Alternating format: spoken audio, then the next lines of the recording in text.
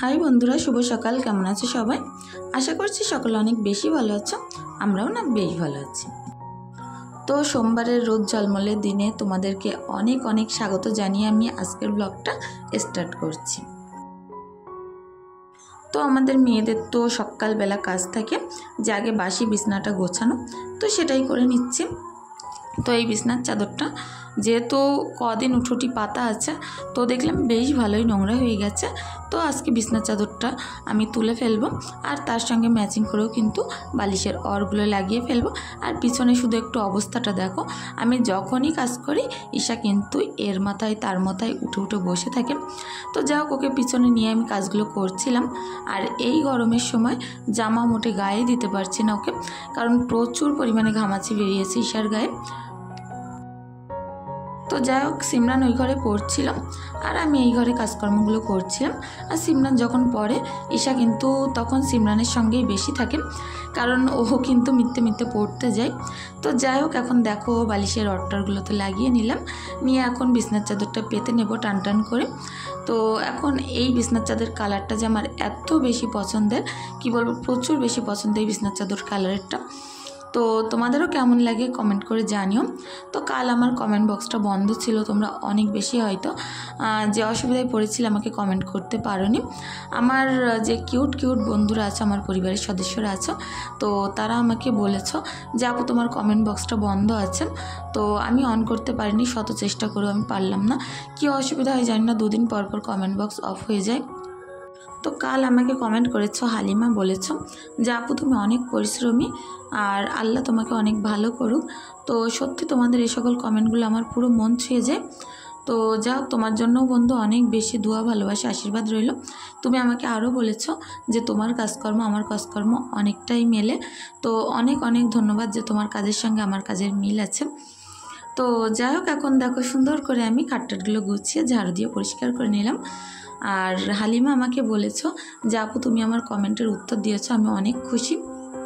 যাই হোক, তোমার কমেন্টের রিপ্লাই কিন্তু আমি দিয়ে দিয়েছি, আর আমার ভিডিওর মাঝেও তোমার নামটা আমি নিয়ে নিলাম। আর এদিকে দেখো, খাটটা গোছানোর পরে অনেকগুলো জামা কাপড় ছিল বারান্দায়, তো সেগুলো আমি একটা একটা করে তুলে নিচ্ছি। এগুলো একটু ভিজে ভিজে লাগছিল, তো আমি ভাবলাম রোদ্দুরে দিয়ে একটু খড়খড়ে করে তারপরেই কিন্তু তুলে নেব, কারণ সামান্য যদি ভিজে জামা কাপড় ঘরে রাখা হয় না, সেটা কিন্তু সামা ধরে যাওয়ার একটা ভয় থাকে, আর একটা বিকট দুর্গন্ধও কিন্তু সেটা থেকে বের হয়। তো এত প্রচণ্ড রোদ্দুর ছিল বলার কথা নয়। জামা কাপড়গুলো তো মেলতে গিয়ে আমার পুরো মাথা কপাল ফেটে যাচ্ছিল, গা হাত পা মনে হচ্ছে যেন রোদ্রে পুরো আগুন মতো গরম হয়ে যাচ্ছে। এত ডিগ্রি তাপমাত্রা, তার মধ্যে বলো কিভাবে কাজ করতে পারি। তো আমাদের হাউস ওয়াইফদের শীতে যেমন কষ্ট বাসন মাজার, আর গরমে কষ্ট বাইরে জামা কাপড় মেলা, বাইরে কাজ করার। তো কাজ তো আমাদের করতে হবে, হাউস ওয়াইফদের তো আমাদের ছুটি হয় না, রোজই আমাদের সংসারের কাজ করতে হয়।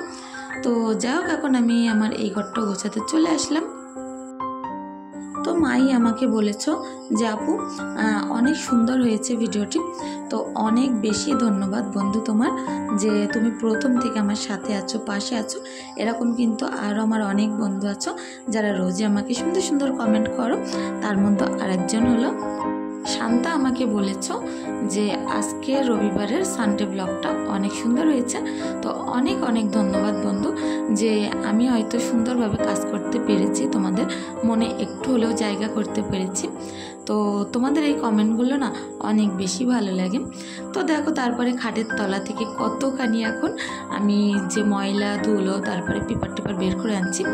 রোজই কিন্তু এরকম কত পেপার যে ঝাড়ু দিয়ে বাইরে বের করি, তার কোনো ঠিক ঠিকানা নেই। কিন্তু প্রত্যেক দিন যে কিভাবে এত পেপার খাটের তলায় ঢুকে যায়, এটা একটা বেশ অস্বস্তিকর ব্যাপার, কারণ নিচুয়ে খাটের তলায় তো ঢুকতে পারি না। হাত লম্বা করে ঢুকালে অর্ধেকটা হয়তো ঝাড়ু ঢোকে, অর্ধেকটা ঢোকে না। খুব অস্বস্তিকর ব্যাপার বলতে পারো এটা একটা। তো এই ঘরটা আসলাম, এই ঘরটা তক্তপোষটা যেহেতু অতটাও চওড়া না, তো ঝাড়ু দিয়ে হাত ঢোকালে পুরোটাই কিন্তু ময়লাগুলো বেরিয়ে আসে। তো এই ঘরটা আমার ঝাড়ু দিতে মোটেও অসুবিধা হয় না। আর যেহেতু এই ঘরে কোনো জিনিসপত্র নেই, তো প্লেন একেবারে মেঝে, তো একেবারে তেল তেলে চকচকে মেঝে, তো ঝাড়ু দিতে না প্রচুর বেশি ভালো লাগে এই ঘরটা। এই ঘরটা হয়ে গেলে যাব আমি বারান্দায়। আর সকালবেলা উঠে আমি গাছগুলোয় আগে পানি দিয়ে নিয়েছিলাম, কারণ এই রোদ্রে মানুষের যেমন পানির টান হচ্ছে, তেমন কিন্তু গাছগুলোর অনেক পানির টান হচ্ছে। তো আগে তো আমি পানি টানি দিয়ে সুন্দর করে গাছগুলো নিয়েছিলাম। তো এখন শুধু পালা এগুলো ঝাড়ু দেওয়ার। আর রোজ ঝাড়ু দেওয়ার টাইমে দেখবো 2-3 জোড়া করে জুতো কিন্তু নিচেই আছে, তো সেগুলোও তুলে তুলে আমাকে র্যাকে রেখে দিতে হয়। তো এগুলো পারে কিন্তু সাধারণত সিমরান, কারণ ও না সারা দিন কি বলবো যেটুকুনি টাইম পায় একবার জামা বদলায়, প্যান্ট বদলায়, জুতো বদলায়, এরকম করেই কিন্তু খেলা করতে থাকে। তবে এই খেলা করায় আমার একটা সুবিধাও আছে, ঈশাও না ওর সঙ্গে অনেক বেশি খেলা করে। তো সিমরান ঈশা যখন খেলা করে না আমার অতটা বেশি টেনশন থাকে না। তো ঘরের বাচ্চা ঘরের ভিতরেই তো খেলা করে, এটা অনেক বেশি সৌভাগ্যের ব্যাপার। বাইরে ঘাটে গিয়ে যত না খেলতে পারে ততই ভালো। গরমে না ঈশার গায়ে প্রচণ্ড পরিমাণে ঘামাচি বেরিয়েছে, তো ওকে তো আমি বাইরে তেমন যেতে দিচ্ছিলাম না। এখন দেখো চাটা হয়ে গেছে, আমার জন্য 2টো বেকারি বিস্কুট নিয়ে নিয়েছি, আর সিমরান ঈশার জন্য তো অন্য বিস্কুট নিতে হবে। তো এর ভিতর আমি চলে আসলাম চাটা খেয়ে পরে আমার এই অলের দিকে, কারণ এখানে কিন্তু আমাদের অনেকটাই মাছ দেওয়া আছে। আর যে ভাতগুলো সকালবেলা নষ্ট হয় না সেগুলো আমি এদেরকে দিয়ে দিই, যেহেতু কাল দুপুরের রান্না ভাত যে কটা বেঁচে যায় সে কটা না সকালবেলা একেবারে খারাপ অবস্থা হয়ে যায় রাত্রে পানি দিয়ে রাখলেও। তো সেগুলো আমি মাছেদের খেতে দিয়ে দিলাম, আমরা না খাই মাছেরা তো খাবে। তো দেখো পুকুরে আসলাম অনেকখানি বাসনপত্র নিয়ে, আর রোদ্দুরটা দেখতে পাচ্ছ তো, সমস্ত গা যেন জ্বলে যাচ্ছিল, এত পরিমাণে রোদ্দুর ছিল, গা হাত পা যেন তিরিবিরি তিরিবিরি করে জ্বালা করছে। তো কিছু তো করার নেই, রোদ্রেই কাজকর্মগুলো করতে হবে। আর আমার পুকুরের পানিটা দেখো কতটা বেশি স্বচ্ছ, কিন্তু দোষ করে না পানিটা একটু নেমে গেছে সিঁড়ি থেকে।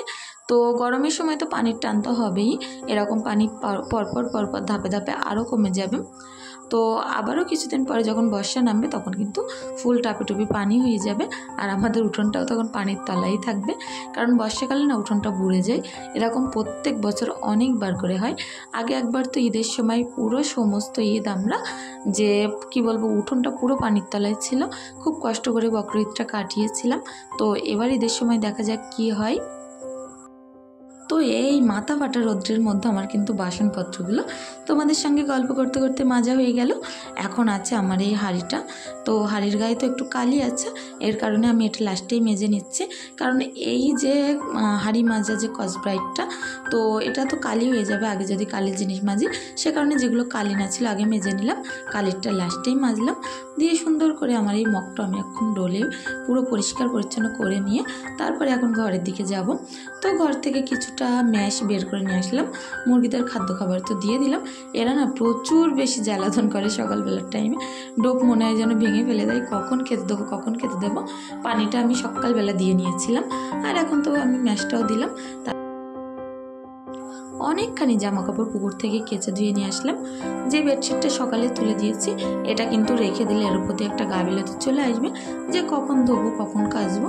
তো যেই হাতে কাজগুলো আমরা কি বলবো যে তুলে ফেলি বেডশিটটা সেই হাতেই কিন্তু কেচে পরিষ্কার করে ফেললে অতটা টেনশনও থাকে না। তো বেডশিট, বালিশের ওর, ইশার কাঁথা সবগুলোই তো সুন্দর করে কেচে ধুয়ে আমি এখন একটা একটা করে রোদ্রের মধ্যে মেলে দিচ্ছি। আর এগুলো জাস্ট 15 থেকে 20 মিনিট টাইম, তার মধ্যে শুকিয়ে পুরো করকরে হয়ে যাবে, তখন তুলে নিয়ে ঘরে রেখে দেব, কারণ জামা কাপড় যতটা রোদ্রে কম রাখা যায়। তো তারপরে আসলাম আমি এখন আমার উনুন পাড়ে, উনুনটা বেশ ময়লা হয়েছে, তো এই জায়গাটা একটু লেপে দেব। আর আমার যে ফুলের টবটা থেকে এই গাছের টবটা থেকে না প্রচুর পরিমাণে মাটি জোরে জোরে পড়ছে, তো ওটার ব্যবস্থাও আজ দেখি যাও কিছু একটা করতে হবে। আর আমার এই উনুন লেপা ভিডিও কার কার ভালো লাগলো প্লিজ কমেন্ট করে জানিও, কারণ তোমরা না প্রত্যেক দিন অনেকেই কমেন্ট করে থাকো যে আপু তোমার রান্নাঘরটা লেপে দাও, উনুনটা লেপো, দেখতে অনেক বেশি ভালো লাগবে। তো তোমাদের রিকোয়েস্ট কমেন্টের জন্যই কিন্তু এই ভিডিওটি করলাম, কারণ এখন যে গরমে আমার অবস্থা খারাপ হয়ে গেছিলো, ভাবছিলাম একটু বসে নিই, তারপরে ভাবলাম বসতে গেলে আবার আধ ঘন্টা কি 15 মিনিট লেট হয়ে যাবে, অতটা লেট তো করে লাভ নেই। তো কাজগুলো করে নিই, একটুখানি বসলে গরমের টাইমে মনে হয় পাখার তলায় বসি, তারপরে কিন্তু বেশ ঝিমধারা চলে আসে। কিন্তু আমরা যত কষ্ট করে কাজ করি, কষ্ট করে কাজ করার পরে কিন্তু অন্য কাজে হাত দিলে অতটা বেশি কষ্ট হয় না, কিন্তু জিরিয়ে শিটিয়ে কাজ করতে গেলে বেশ অসুবিধা হয়। তো দেখো এখানটা তো আমার ল্যাপা হয়ে গেল। আর তোমরা অনেকেই জানতে চেয়েছো আপু তোমার বন্ধ চুলোটা কি হয়েছে, তোমার দু চুলোটা কি হয়েছে। তো সেটা তোমাদের সঙ্গে আমি এক্ষুনি শেয়ার করছি, যে দেখতে পাবে যে কেমন অবস্থা আমার দু চুলোটা হয়ে গেছে। কারণ ওর ওপরে দীর্ঘদিন নারকেল পাতা রাখা ছিল, তো এখন ওই দু চুলোটার অবস্থা অনেক বেশি খারাপ হয়ে গেছে। আর যেহেতু এখানে নোনা মাটি নোনা পানি, তো সেই কারণে না মাটিগুলো বেশি দিন টেকে না। উনুন পাতার কিছুদিন বাদে বাদে এরকম লাল হয়ে ঝরতে থাকে মাটি, আর এতে এত মাটি ধরানো হবে কিন্তু এই উনুনটা দুদিন পর ভেঙেই যায়, এরকম একটা অবস্থা। তো ভেঙে ভেঙে এর ভিতরে অনেক মাটি জড়ো হয়ে গেছিলো। এর বেশ কদিনের মধ্যেই কিন্তু উনুনটার এই অবস্থা। তো আমি কাঠপাতাগুলো এই উনুনের ওপর থেকে সরিয়ে একটু সাইড করে রেখেই কিন্তু উনুন পাটটা এখন আমি সুন্দর করে লেপে দেবো। তো অল্প একটুখানি কাদা ছিল এই বালতির ভিতরে, সেটা দিয়ে দেখলাম কুলোলো না। তো আবারও আমাকে এখন মাঠে যেতে হবে। মাঠ থেকে ইঁদুরে যে মাটিগুলো তোলে, তো সেই মাটিগুলোই আনবো। ইঁদুরে যে মাটিগুলো তোলে না ছোট্ট ছোট্ট কুচো কুচো করে, সেই মাটিতে না পানি দেওয়ার সঙ্গে সঙ্গে গলে যায়, আর ল্যাপা মোছা করতে তো অনেক বেশি সুবিধা হয়। তো উনুনটা লেপতে লেপতে ভাবলাম আর বেশি দূর লেপবো না, যেমন তেমন করে লেপে দিয়ে আগে মাঠ থেকে মাটিগুলো নিয়ে আসি, কুচো কুচো মাটি, তারপরে আবার সুন্দর করে মাটিগুলো ধরাবো। তো এখন দেখো আমি বেশ খানিকটা মাটি মাঠ থেকে তুলে নিয়ে এসেছি। এখন এই মাটিগুলো অল্প অল্প করে পানি দিচ্ছি, মাটিগুলো একটু একটু করে ভিজে যাচ্ছে, আর আমি কিন্তু উনুনের গায়ে লেপে দিচ্ছি। তো যাই হোক এরকম সুন্দর করে আজ আমি উনুনটা লেপে পরিষ্কার করে তোমাদের সঙ্গে শেয়ার করব যে কতটা খারাপ চুলো ভেঙে আমি নতুন করে কত সুন্দর করে উনুন পাতলাম। তো তোমরা দেখতে থাকো, অবশ্যই বুঝতে পারবে যে এই ভাঙাচোরা উনুনটা লেপার শেষে কতটা বেশি সুন্দর চকচক করবে। আর সব সময় কিন্তু আমাদের রান্নার জায়গাটা পরিষ্কার পরিচ্ছন্ন থাকলে সেখানে রান্না করতে অনেক বেশি মন লাগে, কিন্তু যেখানে নোংরা থাকে সেখানে কিন্তু রান্নাবান্না কাজকর্ম করতে মোটেও মন লাগে না। আমার তো এরকম হয়, তোমাদের কার কার হয় এরকম? তো যাই হোক প্রায় মাটি লাগানো শেষ হয়ে যাওয়ার মতো হয়েছে। আগে কেমন ছিল দেখো ভাঙাচোরা উনুনটা, আর এখন কতটা সুন্দর লাগছে। আর আমি হয়তো কি বলবো, আমার ভিডিও অনেকে আছো যারা উনুনে রান্না করা দেখতে ভালোবাসো, উনুন ল্যাপা দেখতে ভালোবাসো, তো তাদের তো মন চাইছে এখন এরকম উনুনে রান্না করতে পারলে ভালো হতো। তো আমারও না এখন মন চাইছে এই উনুনটায় রান্না করতে, কিন্তু কি করব বলো, হাজব্যান্ড তাড়াতাড়ি বাড়িতে এসে ভাত খাবে। যেহেতু আমি আজ বাড়িতে আছি, দোকানে যাইনি, হাজব্যান্ড দোকানের দিকে আছে, ও বাইরে আজ কাজে যায়নি, ওর ছুটি আছে। তো সেই কারণেই এই কাজগুলো কিন্তু আমি আজ করতে পারছি। তো উনুনটা লেপলেও হয়তো উনুনে আজ আমি রান্নাটা করতে পারবো না, কারণ এটা লেপতে লেপতে না প্রচুর বেশি দেরি হয়ে গেছিলো। আর যদি বেলা করে রান্না করে দিই তাহলে হাজব্যান্ডের একটু খাওয়া দাওয়ার প্রবলেম হয়ে যাবে। তো যাও কাঁচা উনুনে এখন তো লেপতে পারবো না, সবে আমি কাঁচা কাঁচা মাটি ধরিয়েছি, এতে যদি এখন আমি রান্না বান্না করি না মাটিগুলো পুরো ঝরে ঝরে পড়ে যাবে। তো প্রত্যেক দিনের মতো আজকে আমি বলতে চাই বন্ধুরা, এখনও পর্যন্ত যে যেখান থেকে আমার সাথে আছো প্লিজ চ্যানেলটা সাবস্ক্রাইব করে পাশে থাকতে পারো। আর যদি তোমাদের কিছু ভালো লেগে থাকে আমার ভিডিওর মাঝখানে, তো একটি লাইক একটি কমেন্ট করে দিয়ে যেও। তো তোমাদের একটি কমেন্ট আমাদের যে পরবর্তী ভিডিওতে এতটা বেশি মোটিভেট করে। তো এখন দেখো আমার ভাঙাচুরো উনুনটা লেপে পুরো নতুন উনুন করে ফেললাম। তোমাদের কার কার ভালো লাগছে দেখো। তো দেখো আমি এদিকে গ্যাসে কিন্তু ডালটা বসিয়ে দিয়ে গেছিলাম, তো ডালটা তখন সিদ্ধ হয়ে গেছে। এর মধ্যে কিন্তু আমি এখন নুন হলুদ তারপরে আদা রসুন বাটাটা দিয়ে নেব। আগের দিন বললাম না, আমার যে একটা বন্ধু কমেন্ট করেছো যে আপু ডাল যখন রান্না করবে আদা রসুন বাটা লঙ্কা শুকনো লঙ্কা দিয়ে দেখবে অনেক ভালো লাগবে। তো আজ আমি তার মতন করে রান্না করব। তো এখন দেখো ডালটায় তো আমি সুন্দর করে ঘুটে পানি দিয়ে নিয়েছি নুন হলুদ আদা রসুন বাটা দিয়ে। আর এখন শুধু ডালটা ফোড়ন দেওয়ার পালা।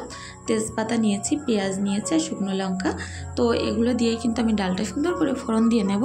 আর শুকনো লঙ্কাগুলো না আমি চিড়ে দেইনি, কারণ এই ডালটা কিন্তু ঈশাও খাবে আমাদের সাথে। আলাদা করে সবজি করার মতো সময় আমার হাতে ছিল না। তো এদিকে আলু ভাতে দিয়েছিলাম, ভাত থেকে আলুগুলো বের করে নিয়েছি। প্রচুর গরম ছিল, হাত যেন পুড়ে পুড়ে যাচ্ছিলো। তো সেইভাবে আলুটা আমি এখন ছানা করে নিয়েছিলাম। তো হাজব্যান্ডকে ভাত দিয়ে দেব, ডাল আলু ছানা দিয়ে সকালের ভাতটা। আর দুপুরবেলায় একেবারে নর্মাল রান্নাবান্না করব। গাছ থেকে কিছুটা সজনে শাক পেরে আনবো, সেই শাক করব। আর ডাল তো আছেই, সঙ্গে একটু ডিম সিদ্ধ করে নেব। এতে করে দুপুরের খাওয়াটা অনেক সুন্দর সাদামাটা খাওয়া আমাদের হয়ে যাবে। তো হাজব্যান্ডের ভাত, ডাল, আলু ছানা সুন্দর করে গুছিয়ে একটা প্যাকেটের ভিতরে দিয়ে এখন আমি ঈশাকে খাওয়াবো। আর সিমরান ওর পাপার সঙ্গে দোকানে আছে, তো সিমরান আসলে ওকে আমি খেতে দেবো। এখন শুধু ঈশার জন্য ভাতটা মাখাচ্ছি। দেখো ডালের ওপর থেকে পুরো পাতলা পানি নিয়েছি আর আলু ছানা নিয়েছি। এখন সুন্দর করে মাখিয়ে কিন্তু ঈশাকে খাইয়ে দেবো। আর ও না ডাল আলু ছানা খেতে প্রচুর ভালোবাসে ওর পাপার মতো। তো এ ঘরে চলে আসলাম, ওর না প্রচুর ঘুম পেয়ে গেছে, কারণ ওকে তো স্নান করিয়ে দিয়েছি। ও স্নান করার সাথে সাথে না একবারে যেখানেই শোয় সেখানেই ঘুমিয়ে পড়ে। তো ভাবলাম তাড়াহুড়ো করে আগে ঈশাকে খাইয়ে দিই, তারপরেই বাদবাকি আরও যে কাজগুলো আছে সেগুলো করে নেব। তো কিন্তু টপ টপ করে খাচ্ছিল আর ওর প্রচুর বেশি পানি খায়। ও ভাত খাওয়ার টাইমে বোতল নিয়ে ধরে বসে আছে, এক গাল করে পানি এক গাল করে ভাত এরকমভাবেই খাচ্ছিল। আমিও কিছু বলছিলাম না, কারণ বাচ্চারা যে জিনিসটা বেশি পছন্দ করে খাওয়ার টাইমে সেইটাই যদি একটু মনোযোগ বাড়ানো যায় তাহলে কিন্তু ওরা ভাতটা কখন খেয়ে নেয় বুঝতেই পারে না। তো ও তো বোতল নিয়ে ব্যস্ত আছে, পানি খাচ্ছিল বারবার। আর ওকে হাত মুখ ধুয়ে গুছিয়ে এখন শুয়ে দিলাম, 1 ফিটার দুধ খাইয়ে ঘুম পাড়িয়ে চলে আসলাম আমার এই গাছ থেকে পাড়া সজনে শাকগুলো এখন বেছে নিচ্ছি। আর ওদিকে কিছুটা অন্যান্য শাক আছে, তো 2 রকম শাক ছিল, সজনে শাক 3 রকম শাক আমি আজ রান্না করে নেব। গরমের সময় না এরকম সজনে শাক তোমরা খেয়ে দেখবে, অনেক বেশি ভালো লাগে। আমার তো প্রচুর ভালো লাগে শাক আর ডাল দিয়ে ভাত খেতে। তো আজ হয়তো আমার ভয়েসটা শুনতে তোমাদের একটু খারাপ লাগতে পারে, কারণ পাশে মাইক চলছে প্রচণ্ড জোরে, কথা বলতে প্রচণ্ড অসুবিধা হচ্ছিল। তো পাশে একটা সভা মতো বসছে, তো সেখানে মাইক চলছে, তো তার মধ্যে আমি কাজগুলো করে নিচ্ছিলাম আর কথাগুলো বলতে প্রচুর বেশি কষ্ট অসুবিধাও হচ্ছিল। এখন দেখো শাকটা বসাবো, নুন হলুদ আর এর মধ্যে একটুখানি খাওয়া সোডা দিয়ে নেব। দিলে কি হয় না, এই সজনে শাকটা গলতে একেবারে টাইম লাগে না, যেই সেই গলে যায়। কারণ আমরা সবাই হয়তো জানি সজনে পাতা গলতে কিন্তু অনেক বেশি লেট হয়, খেতে হয়তো প্রচুর মজার হয় না, একেবারে নাল নাল ভাব হয়। আমার তো খেতে প্রচুর ভালো লাগে। আজ দুপুরে না এই শাকে আমাদের কুলাবে না, ভাত যদি 1 থালা লাগে সেখানে কিন্তু 2-3 থালা বেশি আজ আমাদের যাবে। কারণ সজনে শাক, ডাল, ডিম সিদ্ধ আমার যেমন পছন্দ সিমরানের তেমন, তার থেকে বেশি পছন্দ আমার হাজব্যান্ডের। তো আজ আমরা এভাবে অনেক মজা করে খেয়ে নেব। তো এখন দেখো শাকটা সিদ্ধ করে নামিয়ে নিলাম আর এই চাটুয়ার মধ্যে এখন আমি সুন্দর করে শাকটা তেলে দিয়ে নেব। তো আগে আমি একটু ঝাঁঝ তেল দিয়ে নিলাম, তার মধ্যে পেঁয়াজ কুচি আর লাস্টে একটুখানি রসুনটা থেতো করে নিয়েছিলাম আর দেবো এর মাঝখানে একটুখানি শুকনো লঙ্কা দিয়েই কিন্তু আমি শাকটা তেলে দিয়ে নেব। তো অনেকটাই পরিমাণে পেঁয়াজ দিয়েছি, এমনি আমি যখন শাক রান্না করি না প্রচুর পেঁয়াজ দিয়ে থাকি। আর এর মধ্যে শুকনো লঙ্কাগুলো একটু ছিঁড়ে দিলাম, কোনো রকম কাঁচা লঙ্কা অ্যাড করিনি, কারণ কাঁচা লঙ্কা দিলে ঝালটা বেশি হতো আর ঈশা কিন্তু খেতে পারতো না। ঈশাও না শাক খেতে অনেক বেশি ভালোবাসে। তো শাকটা তখন ঝোলটা একটু একটু মেরে পুরো শুকনো শুকনো করে আমি নামিয়ে যাব বাইরের দিকে। তো কিছুটা জামা কাপড় আছে কাচবো, নিজের স্নানটা সারবো, সেরে কিন্তু আমি আরও বাদবাকি যে কাজগুলো আছে সেগুলো আমাকে করতে হবে। তো বন্ধুরা আজকের ভিডিওটি কেমন লাগলো প্লিজ তোমরা কমেন্ট করে জানিও। আর ভাবছি একদিন বাদে একদিন ভিডিও দেব, তোমরা যদি একমত হয়ে থাকো কমেন্ট করে জানিও যে একদিন বাদে বাদে ভিডিও দিলে কেমন হয়, না রোজ ভিডিও দিলে ভালো লাগে। আর এখন দেখো কিছুটা জামা কাপড় তো আমি মেলে নিচ্ছিলাম।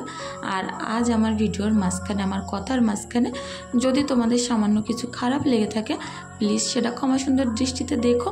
আর এদিকে ডিম সিদ্ধ বসিয়ে দিলাম আর রাত্রে এখন আবার ঈশাকে একটুখানি শাক ডাল ডিম দিয়ে খাইয়ে নেব।